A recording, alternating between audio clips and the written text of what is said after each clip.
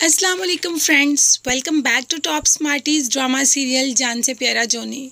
फारिस तो हुसन आरा को छोड़कर ऐसे चला गया जैसे कभी इसको जानता ही नहीं था और मुल्क से बाहर चला गया। एक बार भी ख्याल नहीं आया कि उस लड़की को किस हाल में छोड़कर जा रहा हूँ। बस माँ की बातों में आया और उसको छोड़कर चला गया।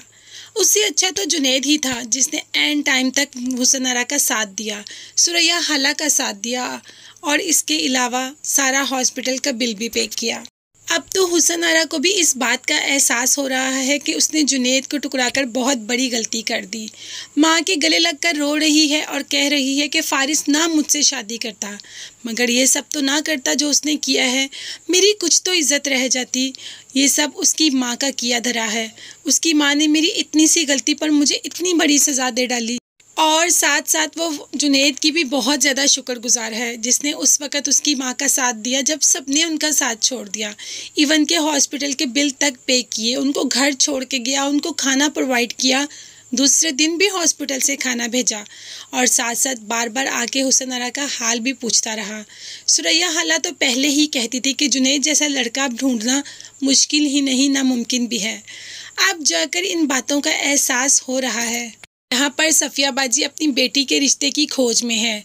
कुछ लोग आते तो हैं रिश्ता लेकर, लेकिन घर का दावा करके चले जाते हैं कि जहेज़ में घर मिलेगा, जिस पर जुनैद को भी काफ़ी गुस्सा आता है और कहता है कि ऐसे लालची लोगों से क्यों रिश्ता करना, मैं ढूंढूंगा।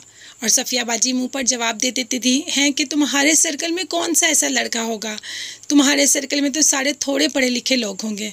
उनको क्या पता कि जुनैद तो इतना बड़ा ऑफिस बना रहा है।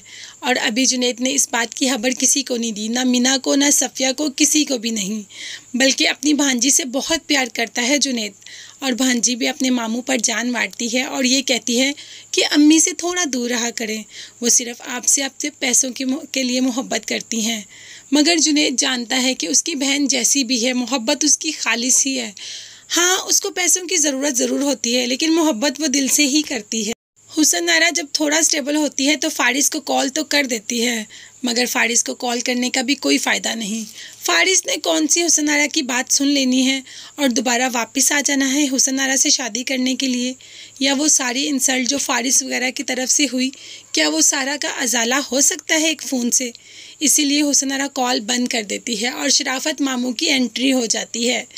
मीना के दिल पर क्या गुजरेगी, उसे तो लगेगा कि शायद शराफत मामू मीना को ही लेने आए हैं, मगर ऐसी बात बिल्कुल नहीं। इस बात पे वैसे जुनैद भी हैरान होता है कि एकदम अचानक से कैसे आ गए शराफत मामू, मगर बात इसके पीछे कोई और ही है। इसके पीछे तो एक बहुत बड़ी कहानी है।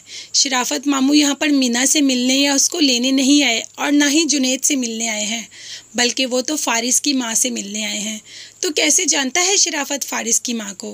क्या इनका आपस में कोई रिश्ता था या क्या फारिस इसी का बेटा है? ये सब देखने और जानने के लिए मेरे चैनल को ज़रूर सब्सक्राइब कीजिएगा। अपना बहुत ज़्यादा ख्याल रखिएगा और मुझे भी अपनी कीमती दुआ में याद रखिएगा। नेक्स्ट वीडियोस तक के लिए अल्लाह हाफिज़, बाय बाय, टेक केयर।